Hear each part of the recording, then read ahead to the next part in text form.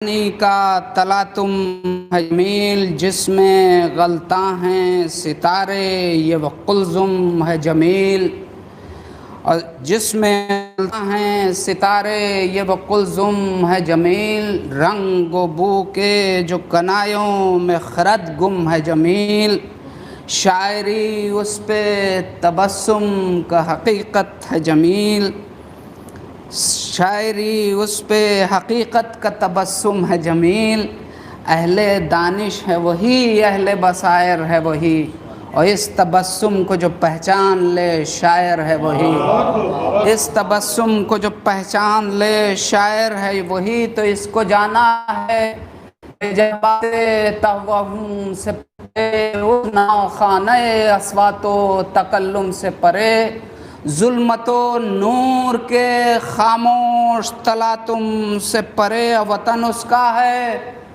دیار مہ و انجم سے پرے، اور وطن اس کا ہے دیار مہ و انجم سے پرے، اور سر راہ جو سے بو وطن آتی ہے، آنکھ بے ساختہ تخیل کی کھل جاتی ہے، نعرہ صلوات،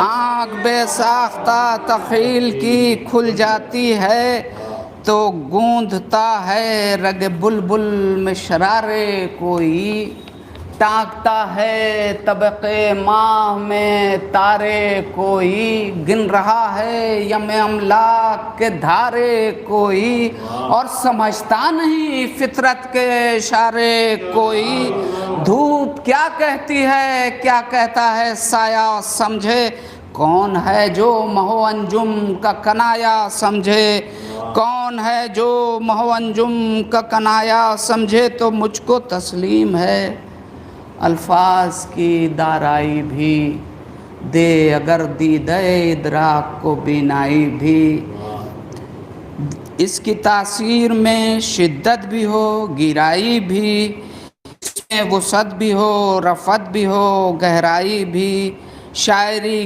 کیا جو سخن ولولہ انگیز نہ ہو، ہاں مگر خوان تکلم میں نمک تیز نہ ہو، ہاں مگر خوان تکلم میں نمک تیز نہ ہو، تو کتنے جذبے ہیں کہ شاعر پہ ہے گم جن کا وجود، کتنی آہیں ہیں کہ گھٹتی رہیں دل میں بے دود، شاعری سے ہے اگر شرح محبت مقصود، تو محبت کی بھی قسمیں ہیں یہاں لامحدود، دوستی بھی ہے اخوت بھی ہے شفقت بھی ہے، شاعری کی ہی اور محبت ہی کی ایک شکل عقیدت بھی ہے، اور محبت ہی کی ایک شکل عقیدت بھی ہے، تو ہم بھی خانے کا در پیٹ رہے ہیں ساقی، در جو کھلتا نہیں چوکھٹ پہ جھکے ساقی، اور کچھ آہٹ جو ملی ہے تو اٹھے ہیں ساقی، عالم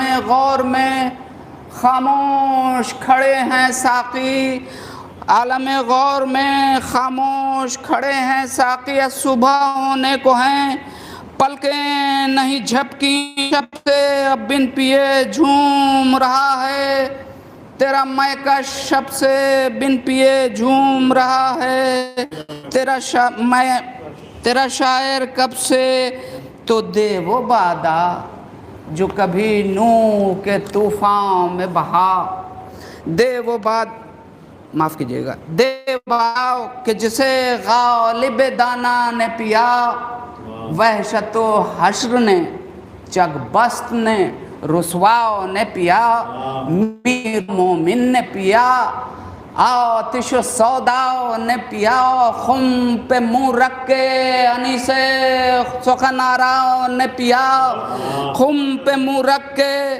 انیس سخن آرا نے پیا، رے میری تقدیر سے جو رہ گئی باقی دے دے، ارے انہی میخاروں کی جھوٹی میرے ساقی دے دے، انہی میخاروں کی جھوٹی میرے ساقی دے دے، تو کھول میں خان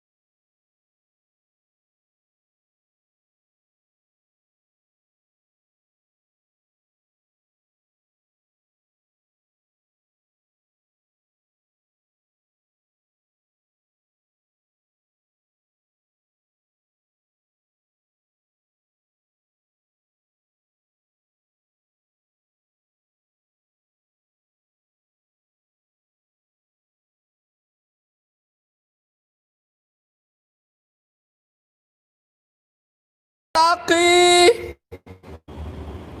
اب صبح کی ہے نا ساغر کی ضرورت ساقی، اب نگاہوں میں ہے وادی غربت ساقی، اور دیکھ ایک تشنہ دہانوں کی جماعت ساقی، بھول کر خستگیوں تشنہ دہانی اپنی، خون سے لکھتی ہے لبے نہر کہانی اپنی، خون سے لکھتی ہے لبے نہر کہانی اپنی۔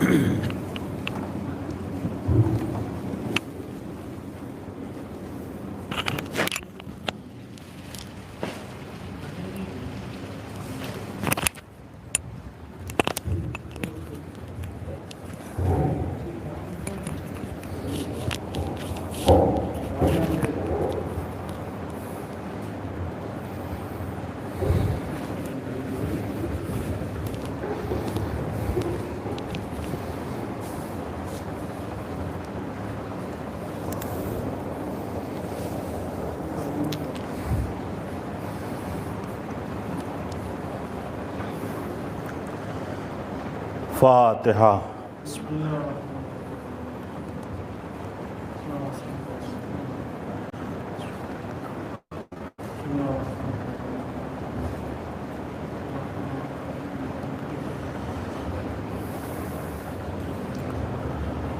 اعوذ باللہ من الشیطان الرجیم، بسم اللہ الرحمن الرحیم، الحمدللہ رب العالمین، والصلاة والسلام علی سید الانبیاء والمرسلین، سیدنا و نبینا و شفیعنا ابی القاسم محمد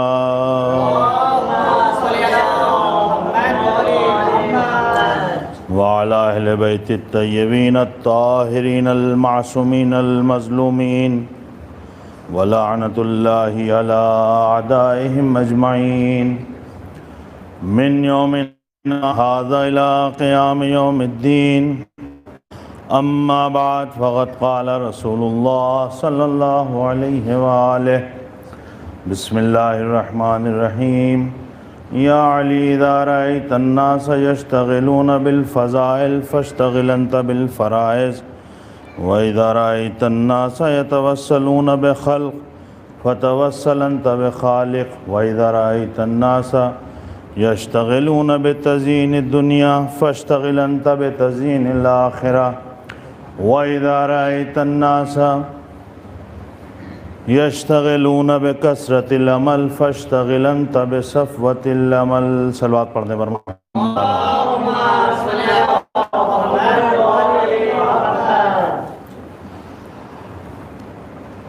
ہمارے آخری نبی محمد مصطفیٰ صلی اللہ علیہ وآلہ وسلم ہمارے پہلے امام علی ابن ابی طالب علیہ السلام سے خطاب کرتے ہوئے ارشاد فرماتے ہیں، اے علی، جب تم دیکھو کہ لوگ مستحبات میں مشغول ہیں، یعنی واجبات کی طرف توجہ نہیں ہے، تو تم اپنے فرائض اور واجبات کی طرف توجہ دو۔ جب تم دیکھو کہ لوگ اپنی دنیا کو سجانے میں مصروف ہیں، تو تم اپنی آخرت کو سجانے پہ توجہ کرو۔ جب تم دیکھو کہ لوگ دنیا والوں سے توسل اختیار کر رہے ہیں تو تم اپنے پروردگار سے توسل اختیار کرو. اور جب تم دیکھو کہ لوگ اپنے عمل کی کثرت پہ ناز کر رہے ہیں تو تم اپنے عمل کی کیفیت پر توجہ دو. اس سے پہلے بھی عرض کیا کہ یہ کس سے کہا جا رہا ہے اور کون کہہ رہا ہے, کس کا ارشاد گرامی ہے؟ ارشاد ہمارے آخری نبی کا ہے, خطاب ہمارے پہلے امام سے ہے. لہٰذا یہاں نہ علی کا عمل ایسا ہے کہ ان کو توجہ دلانا پڑے کہ تم اپنے عمل کی کیفیت پر دھیان دو. یہاں تو عمل میں وہ کیفیت ہے جو کیفیت ہمیں کہیں اور نظر ہی نہیں آتی ہے. اس کا مطلب یہ ہے کہ خطاب ہم سے ہے.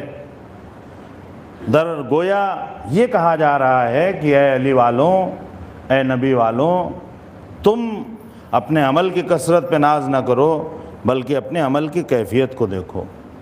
تم اگر وقت پڑ جائے تو ان دنیاوی خداؤں کے پیچھے مت بھاگو بلکہ اس اصلی خدا سے رابطہ اختیار کرو کہ جو اس دنیا میں اور آخرت میں تمہیں عزت دینے والا ہے. تم جب ضرورت پڑے سجانا چاہو, کوششیں کرو تو اس 4 روزہ زندگی کے لیے کوشش نہ کرو جہاں پر کتنے دن ہو تمہیں خود پتہ نہیں ہے, اور آج کل کے حالات میں تو ایک دم پتہ نہیں ہے کتنے دن رہیں گے. صلوات پڑھنے پر محمد و آل محمد. وہ اور بات ہے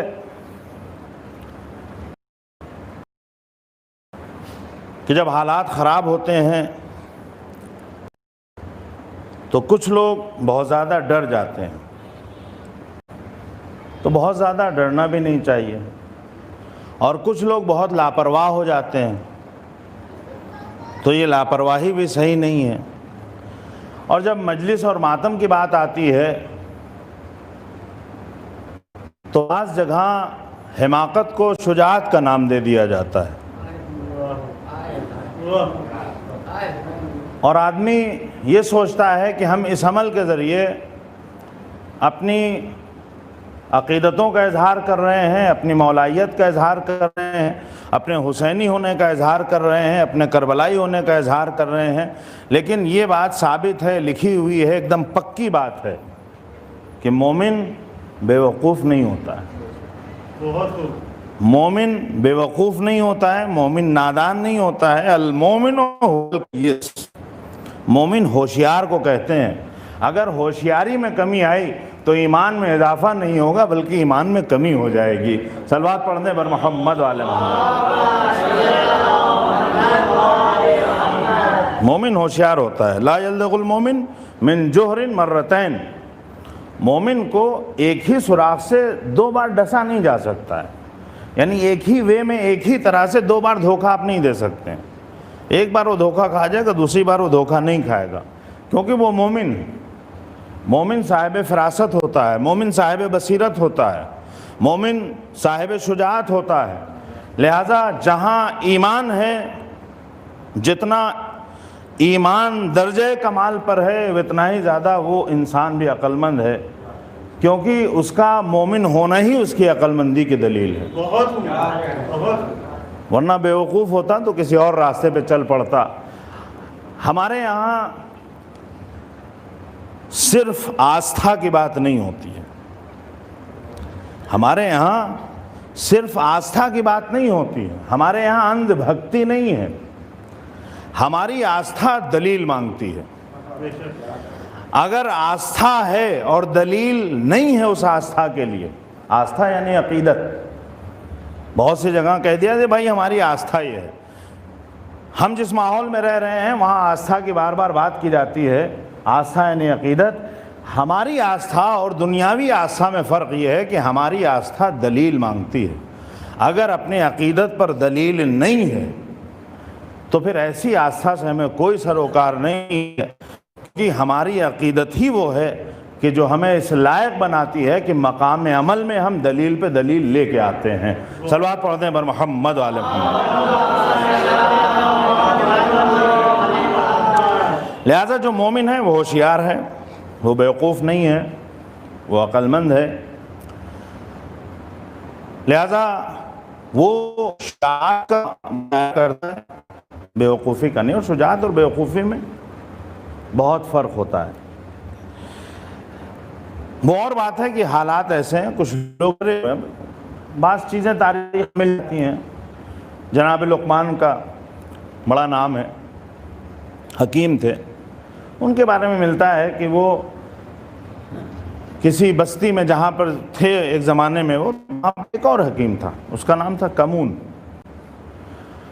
تو اس نے یہ کہا کہ بھائی ایک بستی میں 2 حکیم نہیں رہ سکتے، جو بہترین حکیم ہے وہی رہے، دوسرا چلا جائے. تو کہا یہ طے کیسے ہوگا کہ کون بہترین؟ اس نے کہا ایسا ہے کہ ہم دونوں ایک دوسرے کو زہر لا کے پلاتے ہیں، جو بچ جائے گا وہ رہے گا، کیونکہ بچے گا وہی جو بڑا حکیم ہوگا. تو جناب لقمان نے کہا ٹھیک ہے، پہلے تم زہر لے آؤ. اب اس کے جو بھی علاج تھا انہوں نے اپنے گھر پہ سب تیار رکھا. ملئے عام میں وہ زہر آیا اور انہوں نے زہر پیا اور پھر فوراً گھر گئے اور اس کا جو بھی علاج تھا وہ تیار تھا، ایک دم علاج ہوا اور یہ بچ گئے.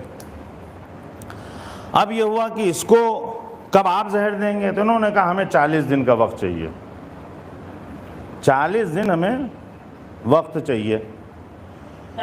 تو لوگوں نے کہا ٹھیک ہے 40 دن بعد آپ آئیے گا زہر. اب 40 دن تک جناب لقمان کے گھر سے وہ دواؤں کے کوٹنے کی آواز آتی تھی کہ کوئی دوا کوٹ رہا ہے، جو بھی گزر رہا ہے آواز آ رہی. یہ بیچارہ بھی جس کی باری تھی 40 دن بعد، یہ بھی گزرتا بھائی کیا ہو رہا ہے. اب جب بھی گزرے تو اندر سے دوا کوٹنے کی آواز آ رہی.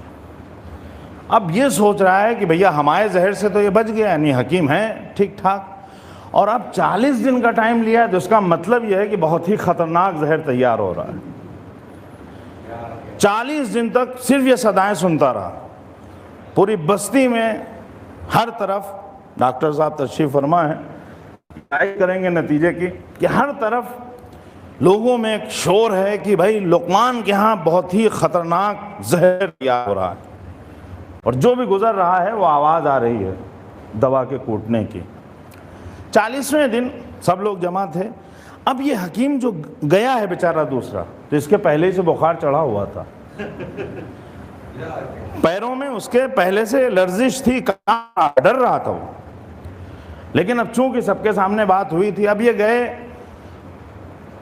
اور جناب لقمان نے جیسے ہی اس کو زہر دیا، یعنی وہ گلاس لا کے دیا، اس گلاس میں جو کچھ بھی تھا، پہلے ہی گھونٹ پیتے وہ مر گیا. لوگوں نے کہا لقمان کتنا خطرناک تم نے زہر بنایا تھا. انہوں نے کہا نہیں، اس میں زہر نہیں تھا، اسے میرے زہر نے نہیں مارا ہے، اس میں تو خالی سادہ پانی ہم لے کر آئے تھے، اسے اس کے خوف نے مارا ہے، اسے اس کے خوف نے مارا ہے. آج کے دور میں بہت سے لوگوں کو ان کا خوف مار رہا ہے. سامنے دیکھیے جو بھی حالات ہیں، ہر اعتبار سے دیکھیے، بہت سے لوگ حالات کو دیکھ رہے ہیں، جو بھی نظام ہے، سسٹم ہے، ڈرے ہوئے ہیں، خوف سے مرے جا رہے ہیں، جبکہ ایسا کچھ ہے نہیں. ایسا نہیں ہے کہ ایک دم جینا دوبھر ہو جائے گا. لوگ پتہ یہ چلا کہ بہت سے ظالم حکومتوں کے سامنے اس لیے سر تسلیم خم کر دیتے ہیں کیونکہ وہ ڈر جاتے ہیں. یہ ڈر گئے ہیں تو سمجھ لیجئے مر گئے ہیں. اور جب کوئی مر جاتا ہے ظاہری طور پر، تو پھر ایسی قوم ظالموں سے جواب طلب نہیں کرتی ہے، بلکہ اسے ایک گھونٹ دے دیا جاتا ہے اور وہ یہ سوچ کر کہ یہ زہر حلال ہے اسے پی کے مر جاتی ہے. اور وہی حال آج کے دور میں جو مرض پھیلا ہوا اس کا بھی ہے. لیکن اسی کے مقابلے میں ایک طرف خوف کی وجہ سے لوگ مر رہے ہیں، وہیں دوسری طرف اس کا مطلب یہ بھی نہیں ہے کہ آپ ایک دم آزادی سے سامنے آ جائیے. نہیں، آپ کو احتیاط بھی کرنا ہے. اگر احتیاط نہیں کریں گے تو پھر یہ شجاعت نہیں ہے، یہ بیوقوفی کہلائے گی. اور اس کو بھی تاریخ سے آپ، وہ بھی مولا کائنات علی ابن ابی طالب علیہ السلام، مولا ایک دیوار کے سائے میں بیٹھے ہوئے تھے اور وہ دیوار گرنے والی تھی. تو مولا کائنات اس دیوار سے اٹھ کے وہاں قریب سے ہٹ گئے، دور چلے. تو تو کسی نے سوال کیا کہ یا علی تفرون یا علی تفر من قضاء اللہ، اے علی تم اللہ کی قضا سے بھاگ رہے ہو؟ ہوتا نہیں ہے کہ بہت سے لوگ یہ سوچ کے کہ اب تو موت تو آنا ہے، جب موت لکھی ہے تو اگر فرض ازا پہ آنا ہوئی تو فرض ازا پر آئے گی، لہذا بغیر کسی احتیاط کے جا کے بیٹھ جانا ہے، خیال نہیں کرنا ہے۔ کیوں؟ کیونکہ موت کا ایک دن مقرر ہے، موت لکھی ہوئی ہے، موت تو آنا ہی ہے، تو اس موت کے ڈر سے ہم عزاداری مثلاً کیوں چھوڑ دیں؟ جبکہ عزادار اگر عزادار ہے تو وہ عزاداری چھوڑتا نہیں ہے، چاہے کہیں بھی رہے۔ صلوات پڑھ دیں پر محمد علیہ وسلم۔ مولا سے کہا کیا علی تم کیا موت کے ڈر سے بھاگ رہے ہو؟ تو مولا کائنات نے جواب دیا کہ افر من قضاء اللہ الی قدرہ، میں قضاء الہی سے قدر الہی کی طرف جا۔ دیکھیں یہ اگر بیٹھے رہ گئے، مثال کے طور پر اگر یہ ہو کہ یہاں پہ بم ہے اور یہ بم 2 منٹ بعد پھٹ جائے گا، تو پھر آپ اتنا سمجھ لیجئے کہ بم اکیلا نہیں پھٹے گا، جتنا اس کا پاور ہوگا اسی اعتبار سے وہ اثر دکھائے گا۔ یہاں بیٹھا رہے اس لیے یہ کہہ کے کہ اگر ہماری موت ہوگی تو آئے گی اور نہیں ہوگی تو نہیں آئے گی، بھائی بم اگر پھٹے گا تو جو لوگ قریب میں ہیں ان کو نقصان پہنچا ہے۔ آپ 7ویں منزل پہ چلے جائیے اور آپ سے کہا جائے کہ ذرا زینے سے نیچے اتریے، آپ کہیں نہیں زینے سے نیچے اتریں، ہم تو سیدھے چھلانگ لگائیں گے، موت لکھی ہوگی تو آ جائے گی، نہیں لکھی ہوگی تو نہیں آئے گی۔ گنگا میں پانی بہت زیادہ آج کل بھرا ہوا ہے، جسے تیرنا نہ آتا ہو، جسے تیرنا آتا ہو وہ بھی احتیاط کرے، جسے تیرنا نہ آتا ہو وہ چھلانگ لگا دے کہ اگر موت لکھی ہوگی تو آئے گی، نہیں لکھی ہوگی تو نہیں آئے گی۔ نہیں عزیزوں، ایک ہے قضاء الہی، کودو گے تو جان سے جاؤ گے، اور ایک ہے قدر الہی، یعنی اللہ نے جو ہماری تقدیر لکھی ہے اس میں یہ لکھا ہوا ہے کہ یہ دیوار اگر گرے گی اور یہ شخص اگر یہاں بیٹھا ہے تو مرے گا، اگر احتیاطی تدبیر اٹھا کے یہاں سے الگ چلا جائے گا تو بچ جائے گا۔ مولائے کائنات شجاع ہیں، معاذ اللہ بیوقوف نہیں ہیں کہ وہ یہ کہیں کہ ہم یہاں بیٹھے رہیں گے اور دیوار کو گرنے دو۔ آپ نے کہا میں قضاء الہی سے قدر الہی کی طرف سفر کر رہا ہوں۔ صلوات پڑھ دیں پر محمد علیہ محمد۔ اسلام کا درد مولا کو تھا، اور اسی لیے مولا نے اس وقت جب حالات بہت سخت تھے تو تلوار نہیں اٹھائی۔ اگر تلوار اٹھاتے تو کیا ہو جاتا کہ جو کچھ جو لکھا ہے وہ ہونا ہے، نہیں، اگر تلوار اٹھائیں گے تو کچھ اور ہوگا، اور اگر اس وقت تلوار نیام میں رہے گی تو اس کا نتیجہ کچھ اور ہوگا۔ اگر حسن قیام کریں گے تو نتیجہ کچھ اور ہوگا، اگر صلح کریں گے تو نتیجہ کچھ اور ہوگا، اگر حسین چپ رہیں گے تو نتیجہ کچھ اور ہوگا، اگر ظلم کے مقابلے قیام کریں گے تو نتیجہ کچھ اور ہوگا۔ جو لوگ شجاع ہوتے ہیں، جو مومن ہیں، جو مومنوں کے امام ہیں، وہ بہتر سمجھتے ہیں کہ ہمیں کب کہاں کون سا قدم اٹھانا ہے، لہٰذا ہمیں بھی ہمیشہ یہ دیکھنا چاہیے کہ کس قدم سے ہمارا فائدہ ہو رہا ہے، ہماری قوم کا فائدہ ہو رہا ہے، اور ہمارے کس عمل سے ہمارا نقصان ہو رہا ہے اور ہماری قوم کا نقصان ہو رہا ہے۔ صلوات پڑھ دیں بر محمد وآل محمد۔ لہٰذا احتیاطی تدابیر ہمیں اٹھانا چاہیے۔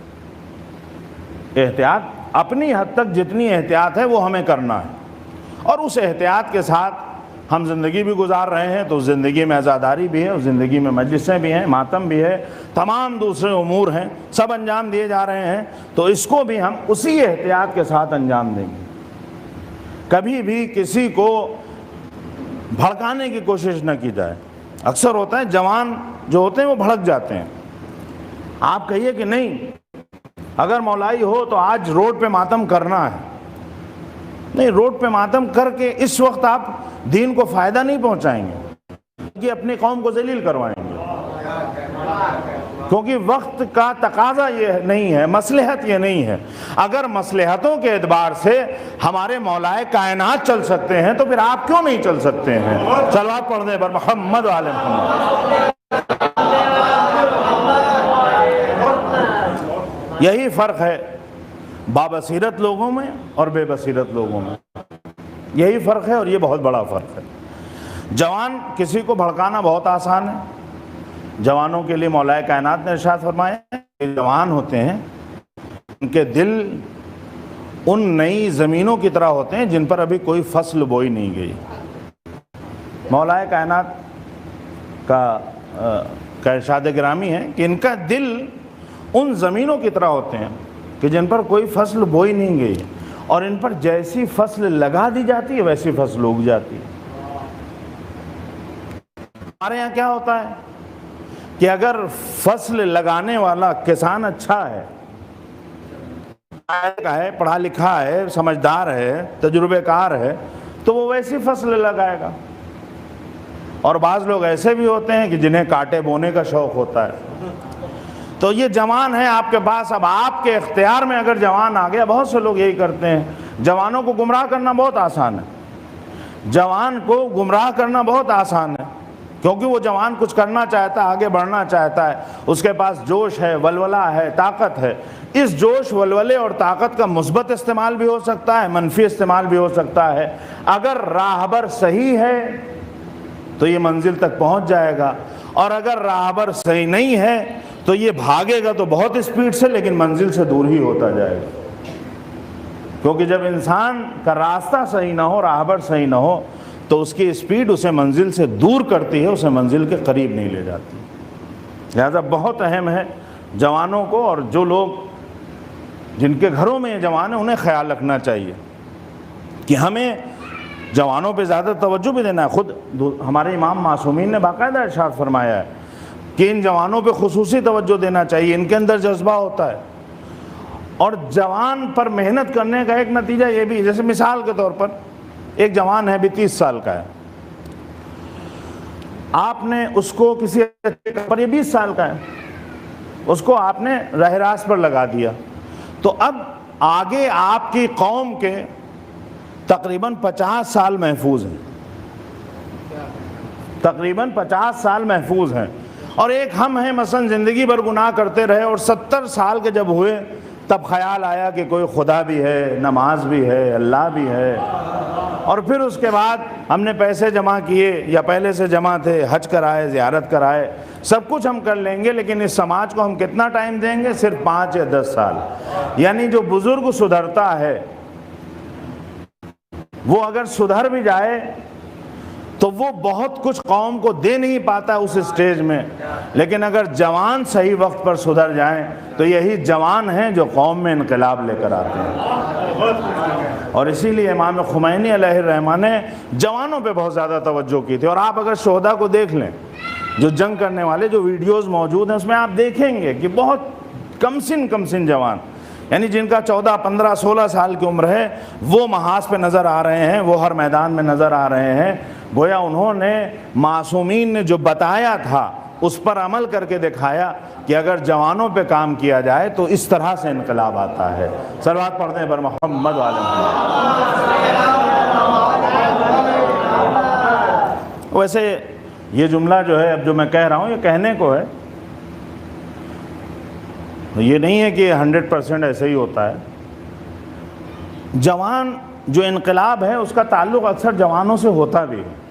جو بزرگ افراد ہیں انہیں زیادہ تبدیلی نہیں لگتی ہے، جو ہوتا چلا آ رہا ہے وہی ہوتا رہے۔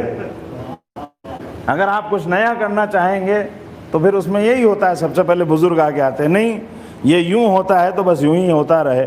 کبھی کبھی چونکہ تجربہ ہوتا ہے بات صحیح ہوتی ہے، اور کبھی کبھی انسان روایتوں کا اسیر ہوتا ہے، لہٰذا وہ نیا قدم اٹھاتا ہے۔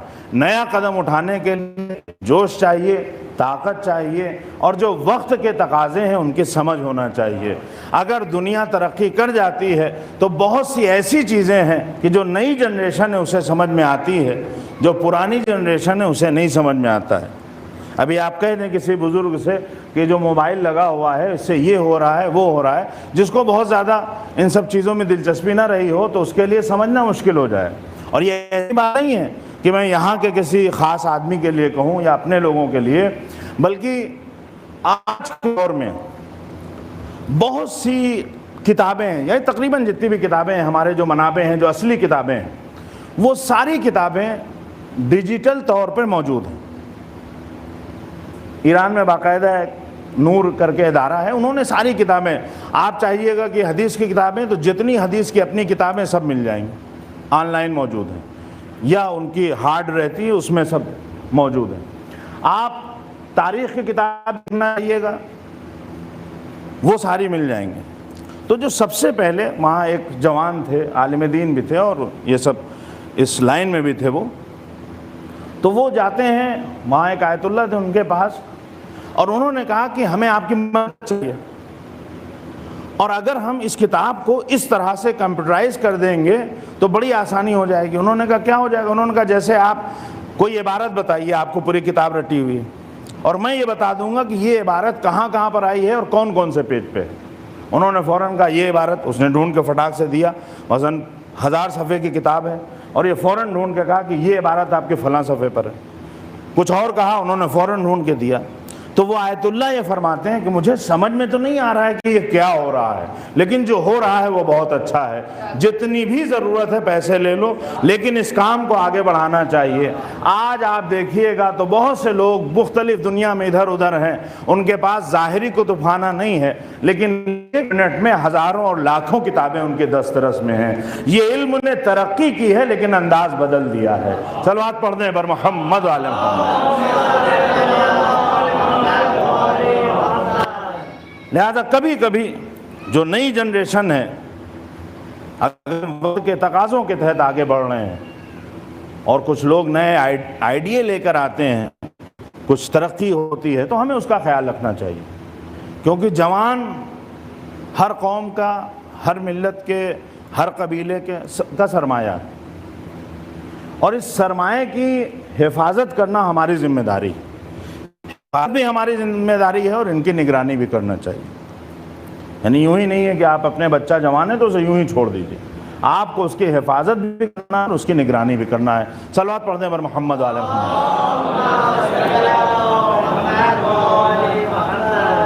بہرحال یہ درسگاہ کربلا ہے، یہ شفا خانہ ہے، یہ دوا خانہ ہے، یہاں جو بھی آئے اسے شفا ملتی۔ اس فرش ازا کا معجزہ یہ ہے، اب جب ہم فرش ازا کہتے ہیں تو فرش ازا سے مطلب یہ نہیں ہے کہ یہ والا فرش، جہاں حسین کا ذکر ہو رہا ہے وہیں فرش ازا ہے، چاہے آدمی اپنے گھر میں کر رہا ہو، چاہے حجرے میں کر رہا ہو، اکیلا کر رہا ہو، 10 لوگوں میں کر رہا ہو، جہاں حسین کا ذکر ہے، جہاں کربلا کا تذکرہ ہے، وہی فرش ازا ہے۔ فرش ازا شفا خانہ ہے، دوا خانہ ہے، یہاں سے جو چاہے لے جائے۔ دنیا میں جو ڈاکٹر صاحب تشریف فرمائیں، جو علاج ہوتے ہیں، تو عام طور سے جو علاج ہوتے ہیں وہ جسمانی علاج ہوتا ہے۔ کربلا کا امتیاز یہ ہے کہ یہاں جسمانی علاج بھی ہو جاتا ہے اور روحانی علاج بھی ہو جاتا ہے۔ اس کی عظمت یہ ہے کہ یہاں کی جو خاک ہے وہ خاک ہی خاک شفا ہے، جو خاک ہے وہ خاک ہی خاک شفا ہے۔ تو سوچئے پھر اس درسگاہ کی اہمیت ہوگی۔ ہمارے یہاں بہت اہمیت ہے، فرش ازا پر ہم آئیں تو ثواب ملتا ہے، اور سب بہتر جانتے ہیں کہ فرش ازا پر آنے کا اپنا الگ ثواب ہے، کسی اور اسپتال میں جانے کا ثواب نہیں ہے۔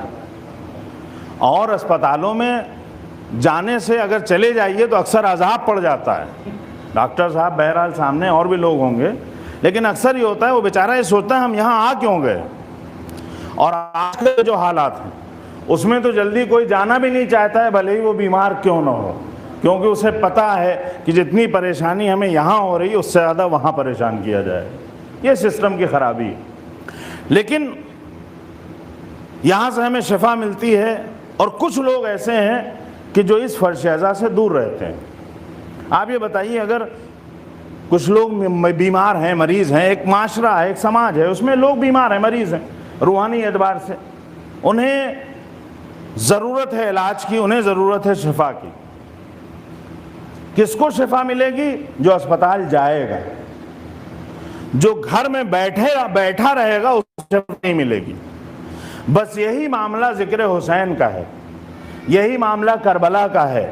یہی معاملہ اس درسگاہ کا ہے، اس شفا خانے کا ہے۔ بہت سے لوگ آج بھی ہمیں سماج میں ذہنی اعتبار سے مریض نظر آتے ہیں، روحانی اعتبار سے مریض نظر آتے ہیں۔ کیوں یہ مریض ہیں؟ کیونکہ یہ اٹھ کر اس فرش اعضا پر آنا نہیں چاہتے ہیں۔ جو اسپتال جائے گا نہیں اسے شفا ملے گی نہیں، جو یہاں آ جائے گا اسے ہی شفا ملنے والی ہے۔ صلوات پڑھ دیں بر محمد والے محمد۔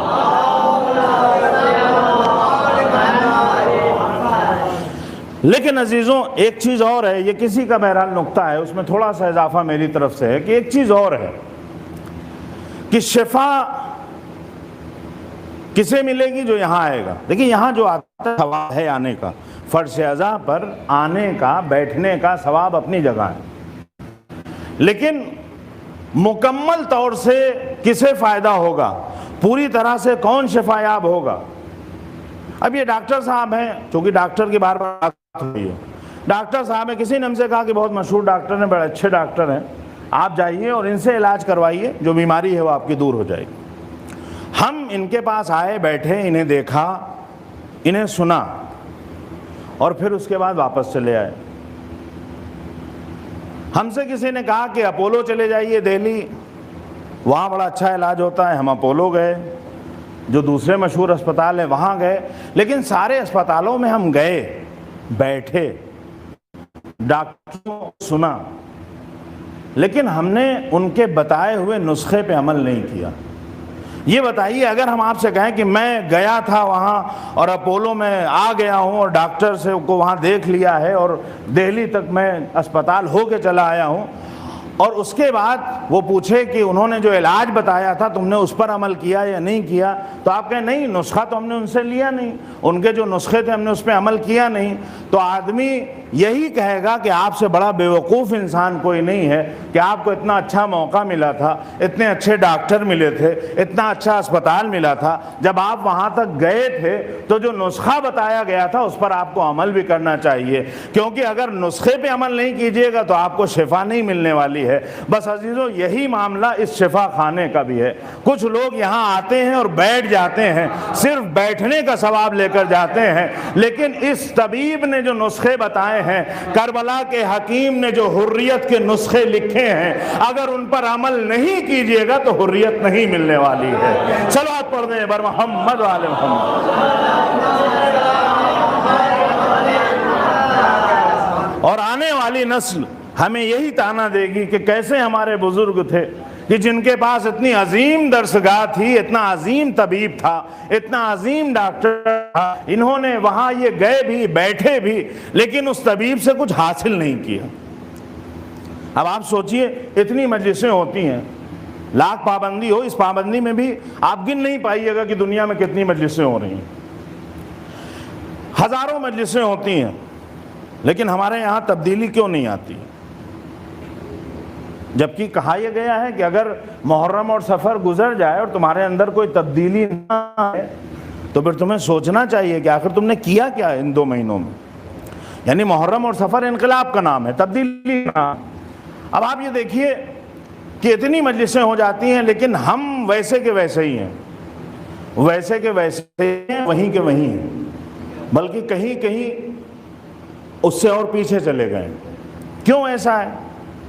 ہمارے پاس تو بہترین رہبر ہے، ہم سے اچھا رہنما کسی کے پاس نہیں ہے، ہم سے اچھی درسگاہ کسی کے پاس نہیں ہے، اور ہم سے زیادہ ان کا ذکر بھی کوئی نہیں کرتا ہے، تو کیوں ایسا ہے؟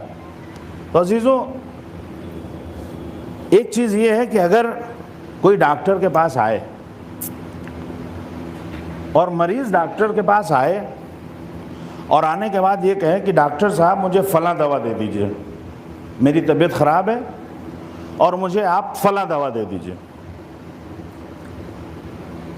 تو اگر ڈاکٹر مریض کی خواہش کے اعتبار سے دوا دے تو پھر یہ ڈاکٹر کا ہے کہ، اور اگر مریض کی خواہش کے اعتبار سے ایک بچہ ہے اسے میٹھی دوا چاہیے، لیکن اگر کبھی دوا نہ دی جائے تو اس کا نہیں اترے گا۔ اب آپ نے کہا کہ ٹھیک ہے اس میں دوا نہیں ڈالتے ہیں، ہومیوپیتھک کی صرف میٹھی گولیاں دے دی تو کیا شفا ملے گی؟ لیکن ہومیوپیتھک کی میٹھی گولیاں بچوں کو اچھی بہت لگتی ہیں، وہ جب ایک بار کھا لیتے ہیں تو ضرورت نہ بھی ہو تب بھی کھاتے رہتے ہیں، یعنی وہ جتنا زیادہ ہو وہ استعمال کرتے رہیں گے۔ شفا کیوں نہیں مل رہی ہے؟ اتنا زیادہ یہ دوا کھا رہا ہے کہ اس لیے شفا نہیں مل رہی ہے کیونکہ یہ اپنا نسخہ خود معین کر رہا ہے، اور وہ مریض نہیں ہے جو ڈاکٹر کے پاس جائے اور نسخہ اپنا لے کر جائے. پھر ایسے آدمی کو ڈاکٹر کے پاس جانے کی ضرورت نہیں ہے. تم ڈاکٹر کے پاس آئے ہو تو جو وہ نسخہ بتا رہا ہے اس کے اعتبار سے تم کو عمل کرنا ہے، یا ڈاکٹر یہ دیکھے کہ جو مریض کی خواہش ہے اس کے اعتبار سے اسے دوا لکھ دی جائے تاکہ یہ میرا مریض خوش رہے، میٹھی میٹھی دوا کھاتا رہے اور میرے پاس آتا رہے. تو یہ جو ہمارا شفا خانہ ہے، یہ جو دوا خانہ ہے، یہ جو ہمارے یہاں علاج ہوتا ہے، تو اس میں اکثر یہ ہوتا ہے کہ خطیب سے پہلے بتا دیا جاتا ہے کہ ہمیں کیا پسند ہے. خطیب سے یہ نہیں کہا جاتا ہے کہ آپ کیا برائیاں ہمارے سماج میں ہیں آپ اس اعتبار سے مجلس پڑھیے. کہا یہ جاتا ہے، کوئی کہتا ہے کہ ہمیں تبرہ پسند ہے، کوئی یہ کہتا ہے کہ ہمیں تاریخ پسند ہے، کوئی یہ کہتا ہے کہ ہمیں فضائل پسند ہیں. وہ خطیب کو اس بات کا موقع نہیں دیتے ہیں کہ وہ آئے اور یہ دیکھے کہ ضرورت کیا ہے، اس اعتبار سے ہمیں تقریر کرنا ہے. اب اگر آپ کو تبرہ پسند ہے یعنی کسی کی برائی پسند ہے، تو اگر آپ مریض ہیں اور اپنا علاج کرنے آئے ہیں لیکن دوسرے مریض کے مرض کے بارے میں سن کے چلے جائیں گے تو اس سے آپ کو کیا فائدہ ہوگا؟ آپ کا کوئی علاج نہیں ہونے والا ہے. ہمارے یہاں بھی یہی کہانی دہرائی جاتی ہے، دوسرے کے مریض کی کہانی سنائی جاتی ہے، ہم اس مریض پر افسوس کرتے رہتے ہیں لیکن نہ اپنا مرض دیکھتے ہیں نہ اپنا علاج کرواتے ہیں. صلوات پڑھ دیں بر محمد والے محمد.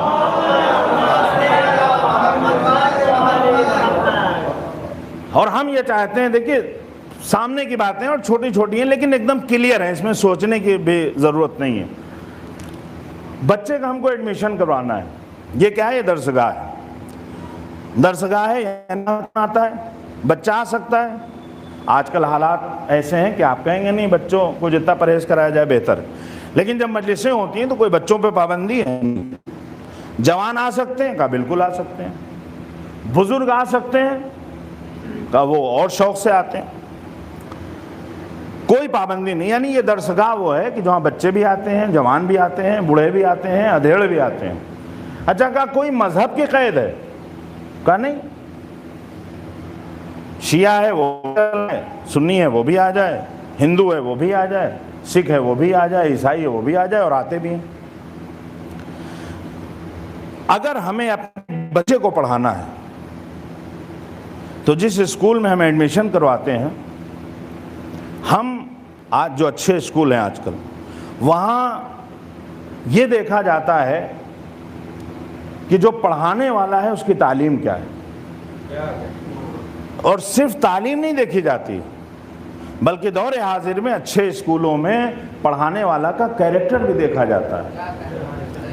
اگر ان کا کیریکٹر خراب ہوگا، بچوں کے ساتھ اسکولوں میں بہت سی بری حرکتیں ہو جاتی ہیں. لہذا والدین کا بھی فریضہ ہے وہ بہت محتاط رہیں کہ کسی ایسی جگہ نہ بھیج دیں کہ جہاں سکھانے والے کا خود کردار اچھا نہ ہو، کیریکٹر اچھا نہ ہو. یعنی ہم جب اپنے بچے کو دنیاوی تعلیم دیں گے تو ہم استاد کی تعلیم بھی پرکھیں گے، اس کا کیریکٹر بھی پرکھیں گے، اس کا حسب اور نسب بھی جانچیں گے. لیکن نہ جانے منبر حسین نے کون سی خطا کی ہے، یہاں جس کا دل چاہتا ہے وہ چلا آتا ہے. نہ تعلیم کی کوئی ضرورت ہے، نہ کردار کی کوئی ضرورت ہے. صلوات پڑھنے ہیں بر محمد والے محمد.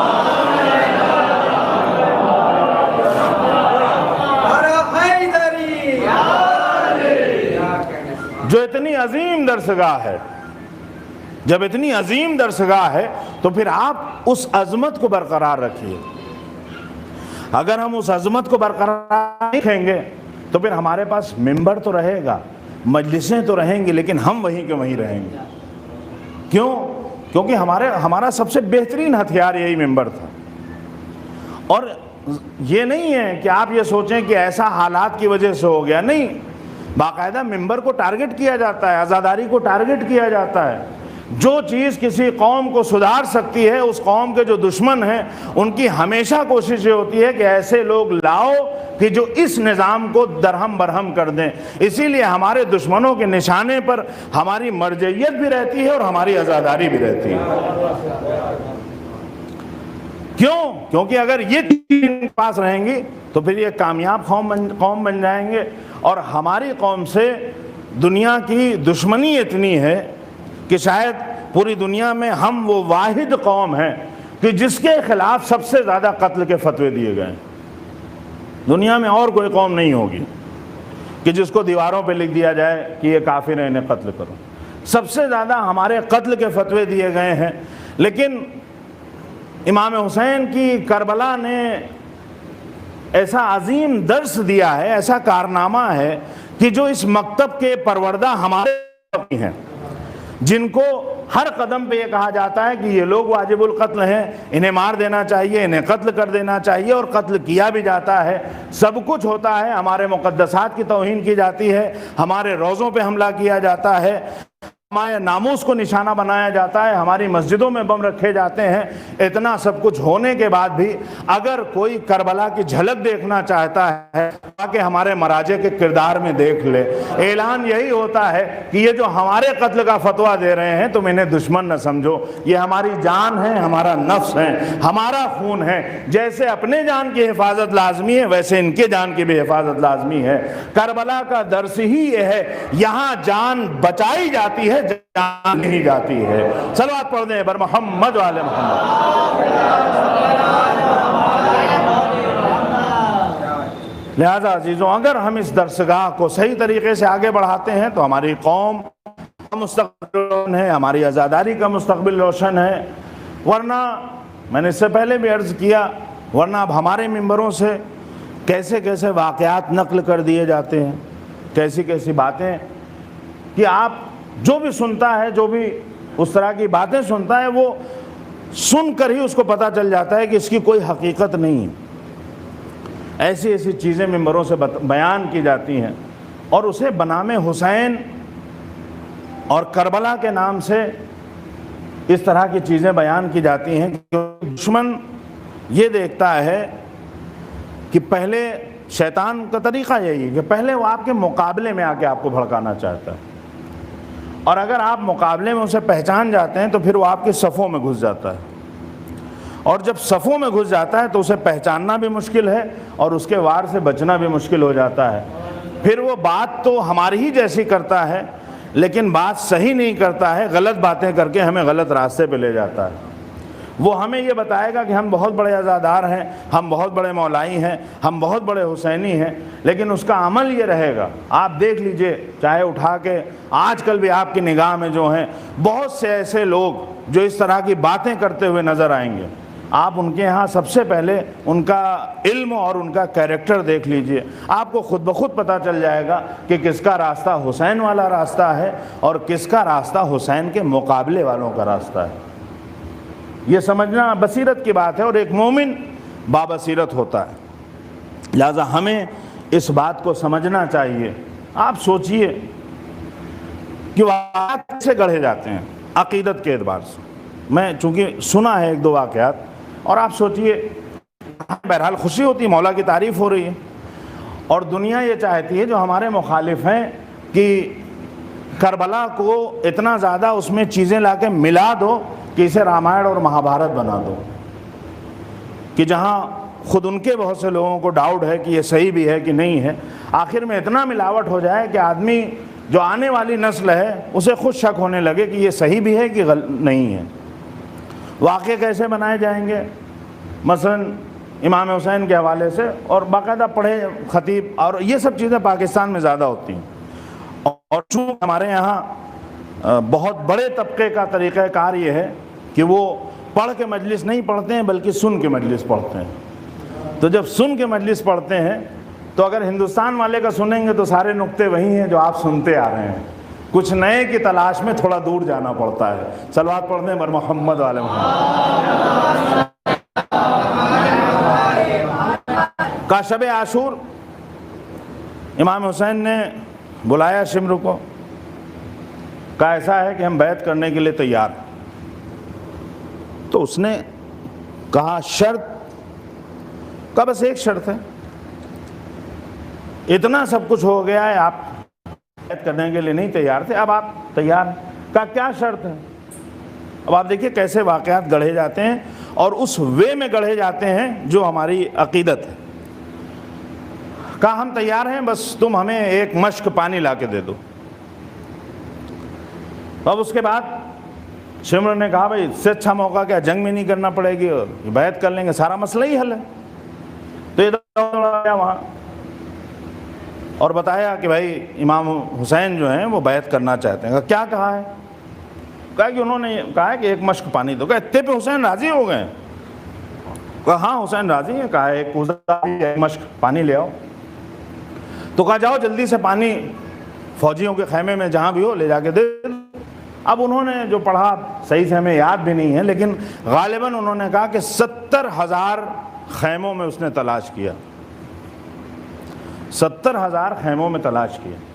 کچھ لوگ یہ سمجھتے ہیں کہ اگر تعداد بڑھا دیں گے فوجیوں کی تو ہمارے امام کی شجاعت بڑھ جائے گی. اگر میں معجزے سے کام لینا ہوتا تو آپ 70,000 نہیں 70,000 عرب بھی تعداد لے آئیے، اس کی بھی کوئی حیثیت نہیں ہے. لیکن اگر جنگ معجزے سے نہیں لڑنا ہے، جنگ جو ظاہری خدا نے قوت دی ہے اس سے لڑنا، تبھی امتحان بھی ہے. اگر آپ معجزہ دکھا دیں گے تو پھر امتحان کیا ہے؟ آپ ایک بار اشارہ کریں گے، چاہے وہ 9 لاکھ ہوں یا 9 کروڑ ہوں یا 9 ارب ہیں، وہ سب ختم ہو جائیں گے. یعنی کمال یہ نہیں ہے کہ آپ تعداد کتنی زیادہ بڑھا رہے ہیں، یہ تو بہت ہی عامیانہ طریقہ ہے، یہ تو دنیاوی سوچ ہے کہ جس کے پاس لٹھیز زیادہ ہو اور اس کے مقابلے میں اگر ایک آدمی آ جائے اور ان 10 لوگوں کو مار دے تو زیادہ شجاع ہے، اور مارنے والے اگر مرنے والے 20 ہوں تو وہ اور زیادہ بہادر ہوگا. انہوں نے اس دنیاوی معیار پر ہمارے معصومین کی شجاعت کو جب پرکھنا چاہا تو پھر اس طرح کے نقلی واقعات بنانے پڑتے ہیں، جبکہ ہمارے اہل بیت کی شان میں اس اتنے سچے واقعات موجود ہیں کہ ہمیں نہ جھوٹوں کی ضرورت ہے نہ جھوٹے واقعوں کی ضرورت ہے. صلوات پڑھ دیں بر محمد وآل محمد.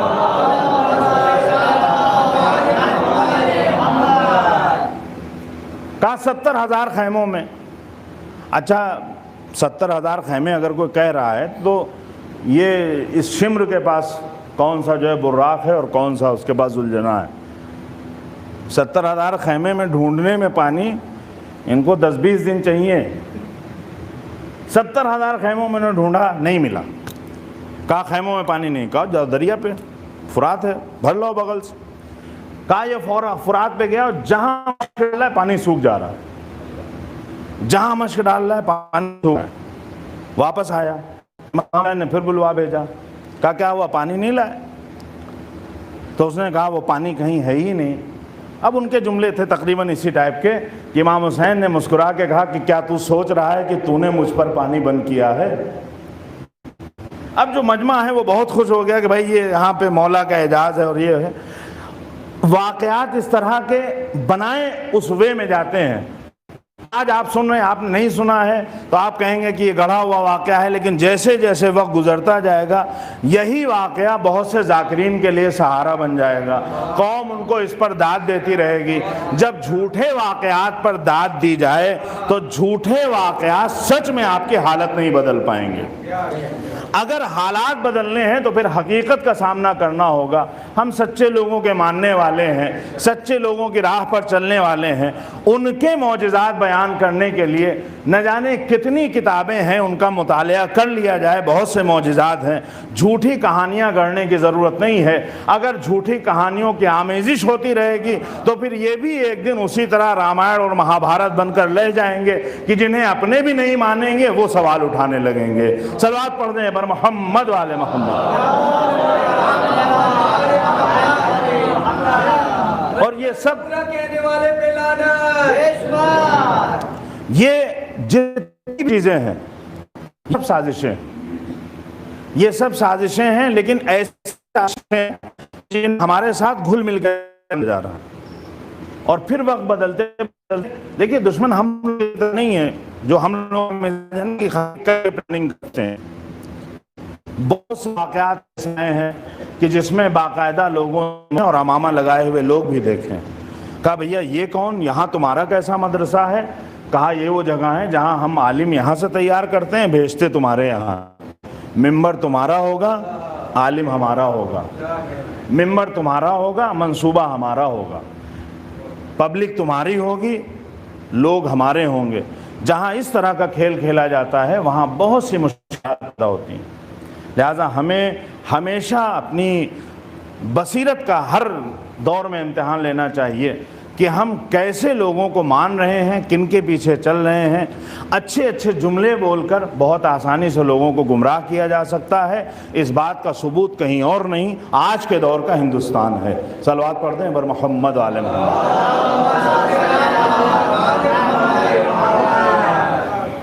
لہٰذا بہت ضروری ہے کہ ہم اپنی جو علمی سطح بلند کریں۔ دامن وقت میں گنجائش نہیں ہے، بہت ضروری ہے کہ ہمارے یہاں جو ابتدائی تعلیم ہے، جو پنجم تک کا عقیدہ ہے، وہ کم سے کم پختہ ہونا چاہیے۔ یہ نہ ہو کہ جب بچہ 15-20 سال کا ہو اور اسے کوئی اس کا دوست ملے تو وہ بتائے کہ ہمارا اصل عقیدہ کیا ہے اور ہمارا دین کیا ہے۔ اگر صحیح مل گیا تو عقیدہ صحیح ہو جائے گا، اور اگر کوئی غلط آدمی مل گیا تو غلط راہ پر کر چلا جائے گا۔ لہٰذا کم سے کم پنجم تک کوشش یہ ہونا چاہیے کہ ہم اپنے بچوں کے عقائد کو مستحکم اور مضبوط کریں، اور اس وقت اب ہم کوشش کریں گے تبھی یہ بچے آگے بڑھ کر مضبوط رہیں گے اور ان کو آسانی سے گمراہ نہیں کیا جا سکتا ہے۔ لہٰذا عزیزوں، بہت اہم ہے کہ امام حسین علیہ السلام کی جو مجلسیں ہیں، ان مجلسوں سے ہم کوشش یہ کریں کہ ہمارے جو عقائد ہیں وہ اور پختہ اور مستحکم ہوں۔ یہ نہ ہو کہ ہمیں مجلسوں میں، جہاں ہم درسگاہ سمجھ کے آئے ہیں، جہاں ہم درس لینے آئے ہیں، جہاں اتنی عظیم درسگاہ ہے، وہاں ہم پروفیسر اور ڈاکٹر نیچے بیٹھے ہوئے ہیں، بیٹھا ہوا ہے، نہ وہ پروفیسر ہے، نہ ڈاکٹر ہے، نہ عالم دین، وہ کچھ بھی نہیں ہے، لیکن بول اچھا لیتا ہے۔ لہٰذا اگر آپ صرف کا فن دیکھ کر اس کے بھاگیے گا تو جہاں صرف فن ہو اور اس کے ساتھ علم نہ ہو تو فن اکثر گمراہ کر دیتا ہے۔ فن کے ساتھ علم بھی ہونا چاہیے، تبھی راہ راست کی ہدایت ہوتی ہے۔ صلوات پڑھ دیں بر محمد و آل محمد۔ اس سے بہتر نعرہ صلوات۔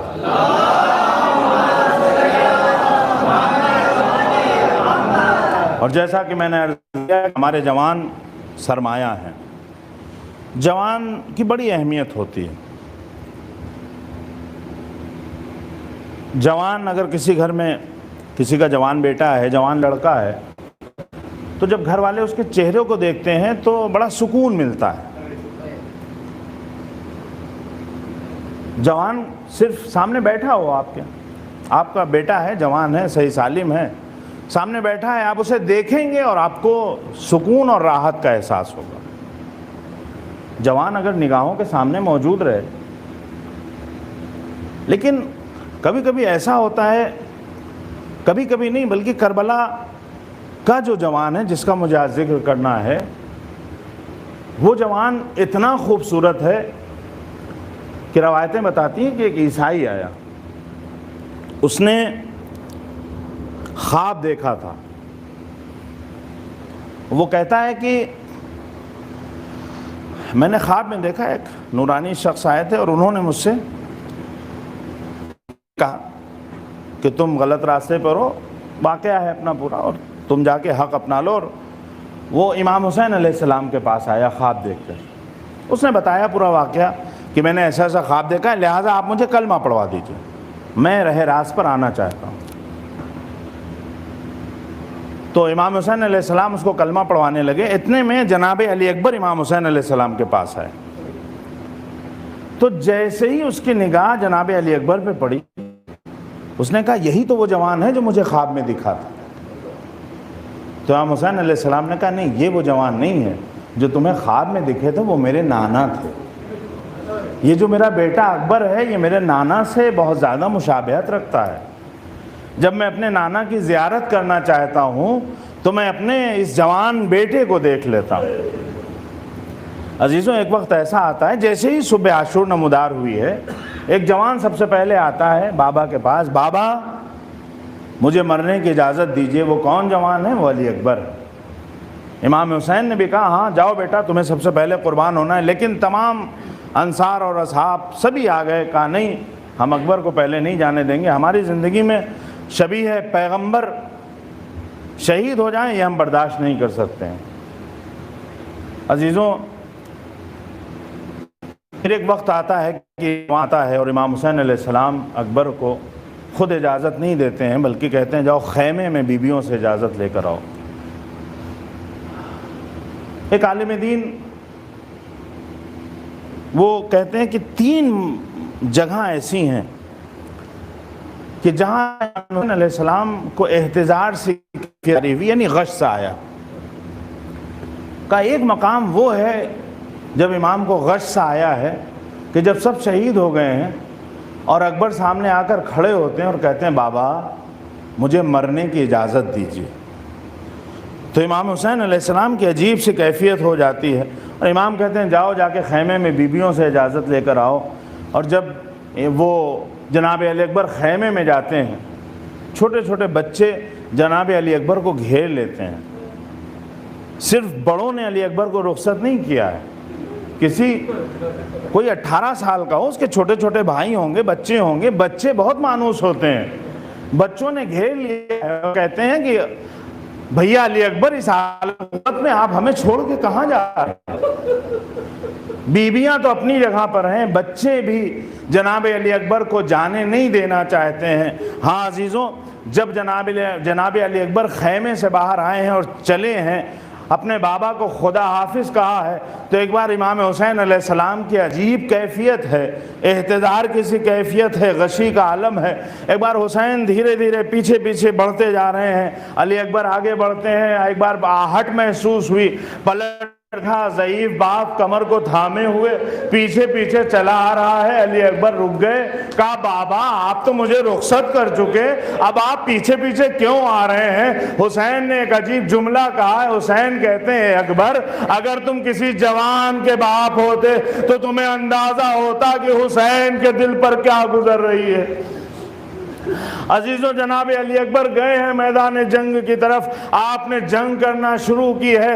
روایتیں کہتی ہیں کہ ایک وقت ایسا آیا ہے کہ جناب علی اکبر میدان جنگ سے واپس آئے ہیں، آپ نے آ کر امام حسین علیہ السلام سے مطالبہ کیا ہے کہ بابا پیاس مارے ڈالتی ہے، اگر ہو سکے تو کہیں سے پانی کا انتظام کر دیجئے۔ روایتوں میں یہ لکھا ہے، لیکن میرا دل یہ کہتا ہے کہ علی اکبر کو پتا تھا کہ خیمے میں پانی نہیں ہے، علی اکبر جانتے تھے کہ ننھا سا علی اصغر بھی پیاسا ہے۔ علی اکبر کو پتا ہے کہ اگر اس عالم میں نے اس بابا سے جو رخصت کرتے ہوئے اپنی کمر کو تھامے ہوئے تھا، اس بابا سے اگر پانی مانگا تو اس کے دل کو اور زیادہ تکلیف ہوگی، لہذا میرا دل یہ کہتا ہے کہ علی اکبر پانی مانگنے کے لیے نہیں آئے تھے۔ شاید جب علی اکبر جنگ کر رہے تھے، ایک بار ان کی نگاہوں میں وہ منظر آیا کہ جب میں رخصت ہو رہا تھا تو میرا بابا مجھے دیکھنے کے لیے میرے پیچھے پیچھے چلا آ رہا تھا، تو ایک بار اکبر نے سوچا ہوگا چلو شہید ہونے سے پہلے ایک بار کو اپنا چہرہ دکھا دیتے ہیں۔ اکبر پانی لینے نہیں آئے ہیں، شاید اس لیے آئے ہیں بابا ایک آخری بار اپنے کڑیل جوان کی زیارت کر لیجئے، بابا اکبر کی زیارت نہ کیجئے، بابا نانا کو ایک بار اور دیکھ لیجئے، اپنے نانا کی زیارت آخری بار کر لیجئے۔ اب جو اکبر رخصت ہوئے ہیں تو پھر واپس لوٹ کر نہیں آئے ہیں، مجھے تفصیل سے نہیں پڑھنا ہے، ہر طرف سے وار ہوتے ہیں، ارے کہیں سے ایک سنا چلتی ہے، علی اکبر کے کلیجے میں لگی، اکبر زمین پہ تشریف لائے، بابا میرا آخری سلام۔ اکبر جانتے ہیں کہ اب کوئی نہیں ہے جو جنازہ اٹھا سکے، ایک بار آخری سلام کی آواز پہنچتی ہے، لیکن اب جو حسین آگے بڑھے ہیں عجیب عالم ہے، یا علی کہتے جاتے ہیں، نہ جانے کربلا کے علی کو آواز دے رہے ہیں یا نجف کے علی کو پکار رہے ہیں، اے بابا آئیے میرا اکبر زخمی ہے۔ حسین آگے بڑھے ہیں اور آواز دیتے ہیں، یا بنیا، اے میرے بیٹے اکبر، تمہارے بعد اس زندگانی دنیا پہ خاک ہو، اے اکبر تمہارے بعد اس زندگانی دنیا پہ خاک ہو۔ شاعر کہتا ہے کہ چلاتے تھے کہ باپ کے پیارے کدھر گئے،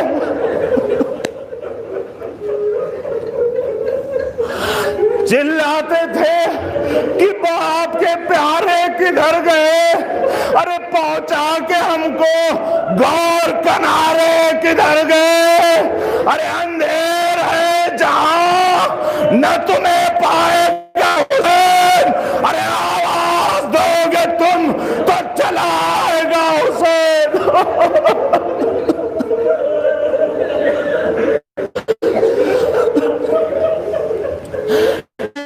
کربلا میرا دل بر کہاں گیا، ارے مقتل میں ہم شبیہ پیمبر کہاں گیا، ارے نکلا ہوں میں جوان بسر کی لاش کو، ارے بتلا مجھے میرے درے یکتا کی لاش کو۔ حسین لڑکھڑاتے ہوئے اکبر کے پاس آئے ہیں، جوان بیٹا ایڑیاں رگڑ رہا ہے۔ حسین کہتے ہیں بیٹا سینے پہ ہاتھ کیوں ہے؟ بابا کلیجے میں نیزہ درایا ہے۔ مقاتل لکھتے ہیں کہ جب حسین لاشے پہ پہنچے، اکبر کے پاس پہنچے ہیں، تو اس سے پہلے جناب زینب جنازے پہ اکبر کے پاس پہنچ چکی تھی، لیکن جناب زینب نے اپنے آپ کو علی اکبر کے اوپر گرا دیا تھا۔ حسین اٹھانا چاہتے ہیں لیکن زینب اٹھتی نہیں ہے۔ آخر ماجرا کیا ہے؟ تو عالم دین لکھتے ہیں کہ شاید اس لیے زینب نہیں اٹھ رہی تھی کہ اکبر اتنا زخمی ہے، میرا بھیا یہ زخم برداشت نہ کر پائے گا۔ زینب لاشے سے لڑی ہوئی ہے، حسین نے ہٹایا ہے، ایک بار نیزے کی انی نکالنا چاہیے یا علی کہہ کے جو نیزے کی انی نکالی، ارے نیزے کے ساتھ ساتھ کلیجہ بھی نکل آیا۔ جوان بیٹیا حسین کے سامنے دم توڑ دیتا ہے۔ ایک بار لاشا اٹھانا چاہا، ضعیف باپ سے جوان کا لاشا نہ اٹھا، خیمے کا رخ کیا، اے بنی ہاشم کے بچوں آؤ، جوان کا لاشا ہے، ضعیف باپ سے نہ اٹھے گا۔ واہ اکبرا، واہ حسین۔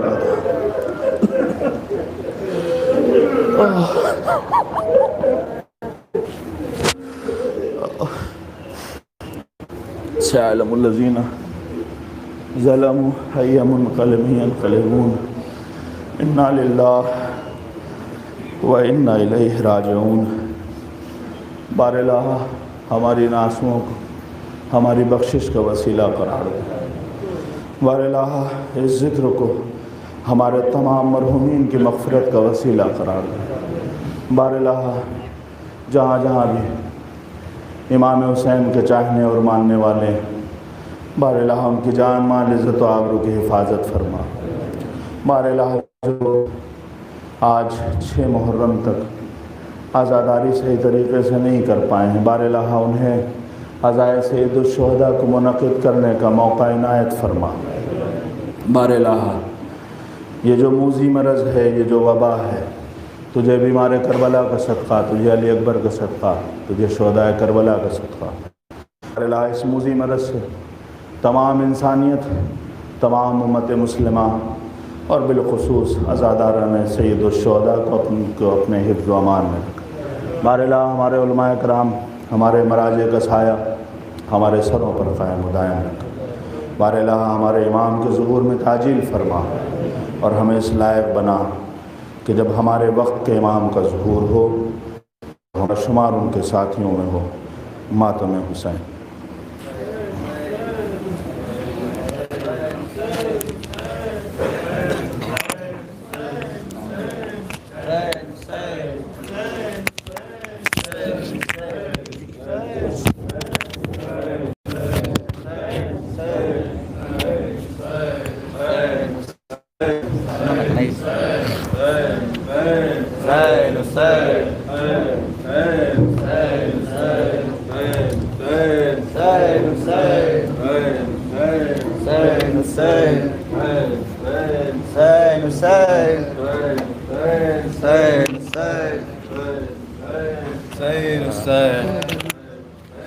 حسین حسین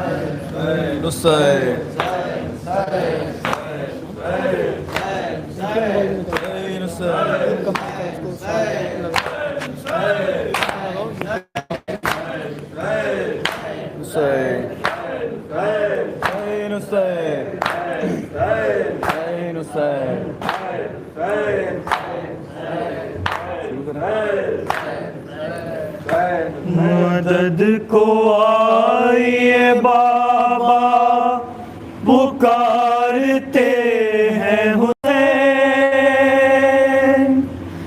دوا کے سینے سے برچھی نکالتے ہیں حسین، مدد کو آئیے بابا پکارتے ہیں، جوان کے سینے سے برچھی نکالتے ہیں حسین، مدد کو آئیے بابا پکارتے ہیں حسین، جوان کے سینے سے برچھی نکالتے ہیں حسین، مدد کو آئیے بابا پکارتے ہیں حسین، جوان کے سینے سے برچھی نکالتے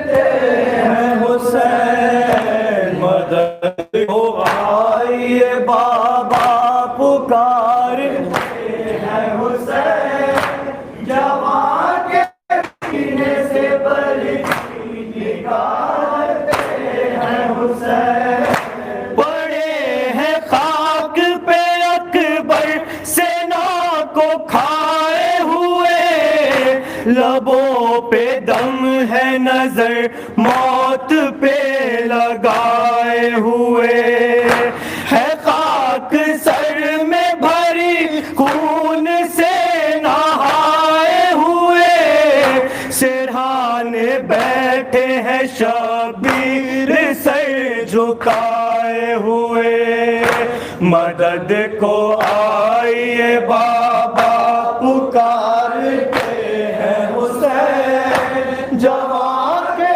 سینے سے برچھی نکالتے ہیں حسین، مدد کو آئیے بابا پکارتے ہیں حسین، جوان کے سینے سے برچھی نکالتے ہیں حسین، کہاں پہ درد ہے یہ تو بتائیے بیٹا، ہے ہاتھ سینے پہ یوں یہ بتائیے بیٹا، ضعیف باپ کی ہمت بڑھائیے بیٹا، مصیبتوں میں میرے کام آئیے بیٹا، مدد کو آئیے بابا پکارتے ہیں حسین، جوان کے سینے سے برچھی نکالتے ہیں حسین، مدد کو آئیے بابا پکارتے ہیں حسین، جوان کے سینے سے برچھی نکالتے ہیں حسین، شبیہ احمد مرسل ہو میرے نور نظر، میں جی رہا ہوں تمہارے سہارے میرے پہ سر، غریب ہوں میں ترس کھاؤ میری حالت پر، بلا میں جان کے چھپتے ہو میرے رش کے قمر، مدد کو آئیے بابا پکارتے ہیں حسین، جوان کے سینے سے برچھی نکالتے ہیں حسین، مدد کو آئیے بابا پکارتے ہیں حسین، جوان کے سینے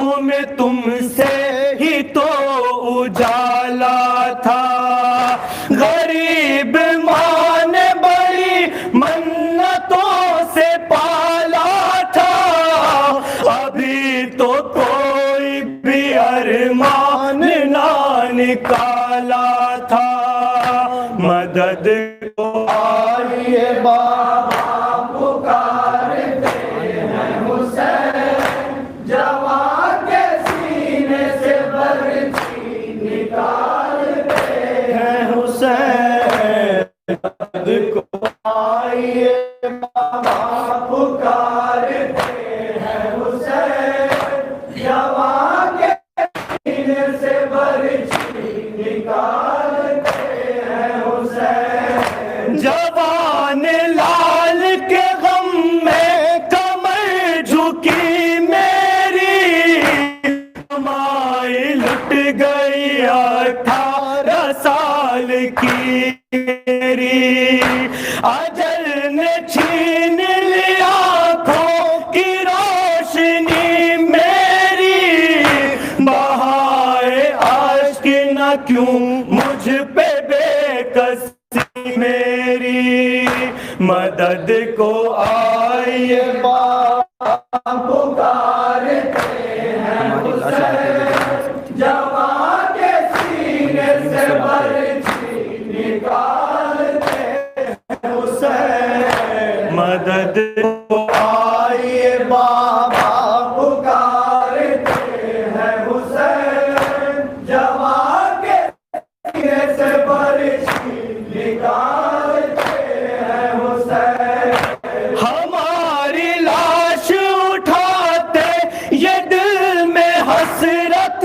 تھی، ہمیں زمین میں سلاتے یہ دل میں حسرت تھی، تم اشک ہم پہ بہاتے یہ دل میں حسرت تھی، ہمیں لحد میں سلاتے یہ دل میں حسرت تھی، مدد کو آئیے بابا پکارتے ہیں حسین، جوان کے سینے سے برچھی نکالتے ہیں حسین، مدد کو آئیے بابا پکارتے ہیں حسین، جوان کے سینے سے برچھی نکالتے ہیں حسین، تمہاری لاش کو کس طرح میں اٹھاؤں گا، ضعیف ہوں میں تمہیں کیسے لے کے جاؤں گا، قدم قدم پہ گروں گا میں اٹھ نہ پاؤں گا، میں جا کے خیمے میں لیلا کو کیا بتاؤں گا، مدد کو آئیے بابا پکارتے ہیں حسین، جوان کے سینے سے برچھی نکالتے ہیں حسین، مدد کو آئیے بابا پکارتے ہیں حسین، جوان کے سینے سے برچھی نکالتے ہیں حسین، اردو جو خیمے میں آئے کون روکے گا، ستم حرم پہ جو ڈھائیں گے کون روکے گا، وہ جب قیام جلائیں گے کون روکے گا، نہیں جو لوٹ مچائیں گے کون روکے گا، مدد کو آئیے بابا پکارتے ہیں حسین، جوان کے سینے سے برچھی نکالتے ہیں حسین، مدد کو آئیے بابا پکارتے ہیں حسین، جوان کے سینے سے برچھی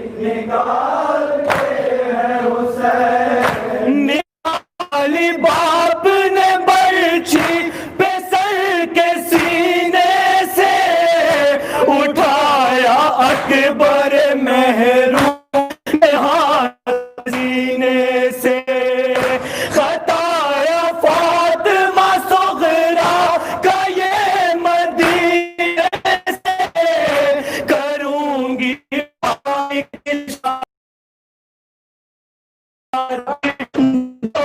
کرینے سے مدد کو آئیے بابا پکارتے ہیں حسین جوان سینے سے چھین نکالتے ہیں حسین مدد کو آئیے بابا پکارتے ہیں حسین جوان سینے سے برچھی نکالتے ہیں حسین